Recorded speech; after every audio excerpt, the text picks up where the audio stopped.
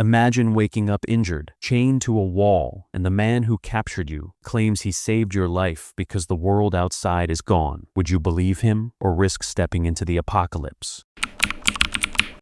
The story opens and we meet Michelle, who's upset after a fight with her boyfriend. In anger, she leaves her ring behind and heads to New Orleans. Once she's on the road, her boyfriend calls, but she ignores it. He sends a voicemail. Frustrated, Michelle turns on the radio and hears that a citywide blackout has hit New Orleans. Her phone rings again. As she looks down at it, she loses control of the car and crashes. She passes out. When Michelle wakes up, she finds herself locked in a room. Her leg is injured and she's chained. She tries to free herself, but fails. Then she spots her belongings on the floor. Using a stick, she manages to pull her phone closer, but there's no signal. Just then, she hears someone approaching. Soon, we see a man named Howard. He's the one who chained Michelle in the room. He brings her food. Michelle begs him to let her go, but Howard refuses. He says he can't allow her to leave. Before going, he gives her a crutch so she can move despite her injured leg. Michelle warns him that if he doesn't release her, her boyfriend will report her missing and the police will find her. But Howard calmly says no one will look for her because no one is left out there. Before leaving, he gives her a key. Michelle quickly unlocks her chain and tries the door, but it's still locked. Not giving up, she sharpens the end of the crutch with the key, turning it into a weapon. She waits by the door, ready to attack, but Howard doesn't come back. After waiting too long, Michelle comes up with a new plan. She sets a piece of cloth on fire and throws it into the air vent, triggering the fire alarm. When Howard finally opens the door, she tries to attack him, but he overpowers her and injects her with a sedative, knocking her out. When Michelle wakes up, Howard is in front of her again, bringing food. He tells her she should thank him because he saved her life. Michelle once again begs to be released. Howard insists it's too dangerous outside. He claims something attacked the city and that the bunker is the only safe place. According to him, the air is contaminated with radiation and they may need to stay underground for years.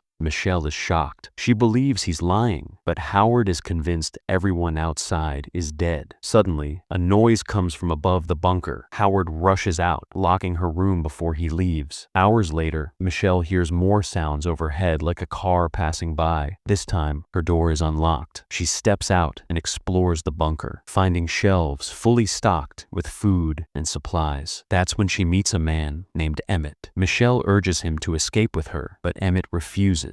He says the air outside is radioactive. Just then, Howard walks in. He tells Michelle the noise she heard was just Emmett dropping something. He then gives her a tour of the bunker. It's set up like a home, filled with supplies and activities to keep busy.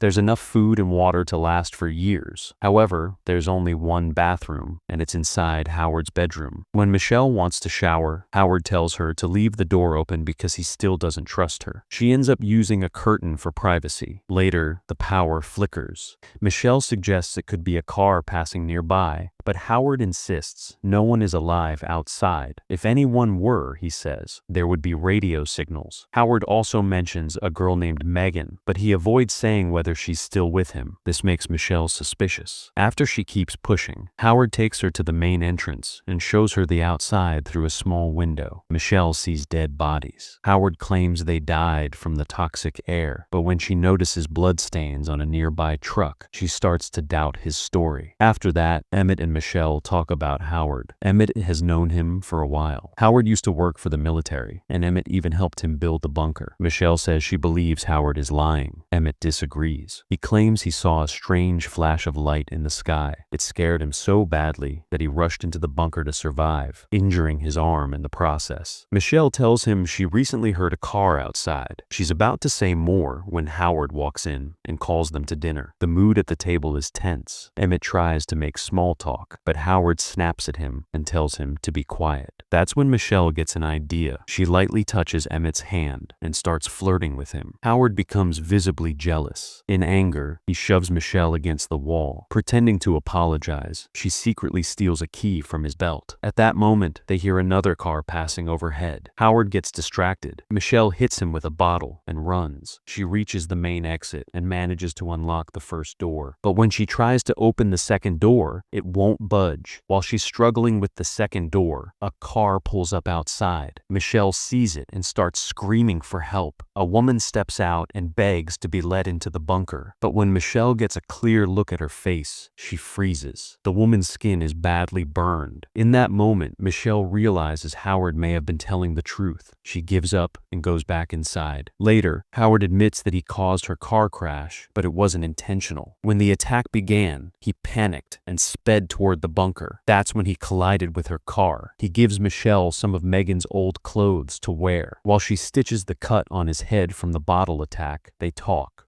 Howard says Megan was his daughter and that his wife took her to Chicago. He even shows Michelle a photo of her. After that, the three of them try to live normally. They cook meals, play games, and share stories about their past. Michelle mentions she used to be a fashion designer as she doodles in a magazine, drifting into old memories. One day, the bunker suddenly shakes. They realize helicopters are flying overhead. Howard believes enemies are searching the area for survivors and insists they're not American helicopters. Suddenly, an alarm goes off. The bunker's air filtration system has failed. Because the vent is too small, Michelle is the only one who can crawl inside and restart it. It's tight and difficult, but she makes it to the mechanical room. Following Howard's instructions, she manages to fix the system. While she's there, she notices a ladder leading up to a small window. She climbs up and sees the word "help" written in blood on the glass. Shocked, she climbs back down and finds a pair of blood-stained earrings. Michelle shows the earrings to Emmett and compares them to the ones in Megan's photo. They match. But Emmett says the girl in the photo isn't Megan. Her name is Madeline.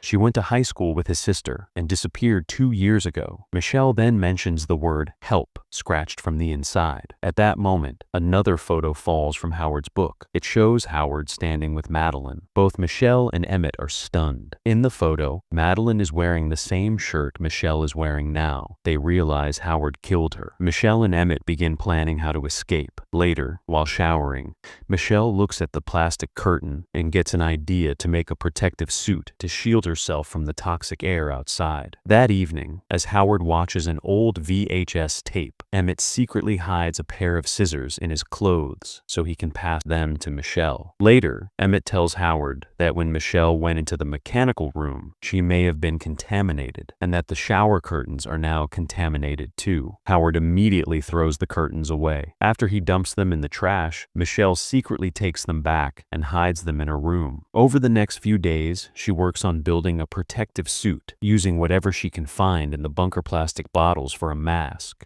and pieces of the curtain for coverage. Whenever she hears Howard coming, she quickly hides everything under her mattress. One day, Howard has Michelle and Emmett pull out a barrel from a cabinet. He says it contains a powerful acid. He also mentions finding suspicious items in Emmett's bed and demands an explanation. To protect their plan, Emmett lies. He claims he took the items to build a weapon because he wanted Michelle to respect him the way she respects Howard. He even apologizes. Howard seems to accept it. Then, without warning, Howard shoots Emmett in the head. Michelle is terrified. Howard steps closer and tells her he did it for her because if Emmett had built a weapon, he might have hurt her. He sends Michelle back to her room. Devastated, she looks at Emmett's ID card and mourns him. Later, Howard comes to her with ice cream and says that now it can just be the two of them, like a family. After Howard leaves, Michelle finds Emmett's college bus ticket in his wallet. It reminds her that he had a life outside, and she decides she won't give up. She starts working on the suit again. One night, when she hears Howard coming, she hides everything, but accidentally leaves the mask out. She quickly stuffs it into the vent. Howard comes to call her for dinner. A screw suddenly falls from the vent, catching his attention. He checks it, but doesn't find the mask. As he turns to question her about the loose cover, he notices something under the mattress. He shoves Michelle aside and lifts it, revealing the suit and the rest of her supplies. Michelle takes the chance to run. She rushes into Howard's room to grab a chemical coolant. There, she finds Emmett's body, dissolving in a barrel of acid. Just then, Howard walks in and tries to stop her. Michelle knocks the acid barrel over, spilling it toward him. As the acid spreads, she jumps through the doorway and escapes. Soon, the acid sparks a fire. Michelle runs back to her room and grabs the suit. Howard tries to follow her, but she pushes a shelf onto him to slow him down. Unfortunately, the fire spreads toward the main exit. With no other choice, worse, Michelle crawls into the narrow vent, trying to find another way out. Meanwhile, Howard starts stabbing into the vent with a knife, trying to kill Michelle. She barely avoids each strike. He grabs her leg and pulls, but she kicks him repeatedly until he lets go. After a struggle, she reaches another room. There, she quickly puts on the suit and seals a torn section with tape. She climbs a ladder and uses the coolant to break the lock above. After several attempts, it snaps. She escapes the bunker. Outside, she sees Howard's truck. Before running to it, she carefully scans the area. As she stumbles forward, her suit rips again. She seals it with tape. Then she hears a sound overhead. She looks up and sees birds flying. That means the air is safe. She removes her mask and takes a deep breath in relief.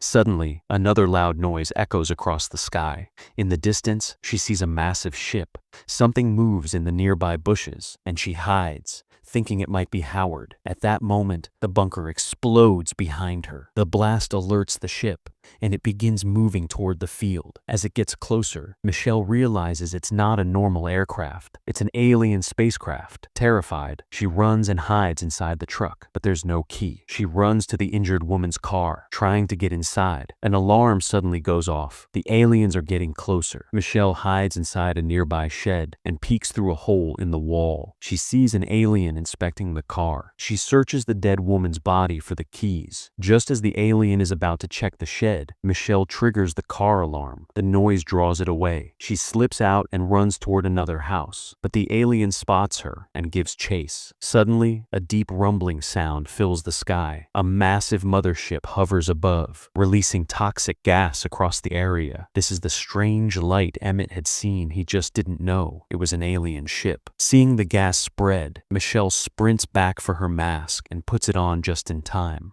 She hides inside the truck. An alien slams the door shut. Before she can react, the spacecraft begins pulling the vehicle up into the air. Inside the truck, Michelle finds a lighter and a bottle of alcohol. She quickly turns them into a makeshift bomb. As the truck gets close to the spacecraft, Michelle throws the homemade bomb inside. An explosion rips through the ship, and the truck drops from the sky. Despite the fall, the impact of the vehicle saves her life. The alien ship crashes into the field and burns. Michelle gets into the injured woman's car and drives away. On the way out, she hits a mailbox labeled 10 Cloverfield. Soon, the car radio reports that survivors are gathering in Baton Rouge and that more people are heading there. Another broadcast mentions a group in Houston actively fighting the aliens. Michelle pauses. Instead of driving to safety in Baton Rouge, she turns toward Houston, choosing to fight back, and that's where the movie ends.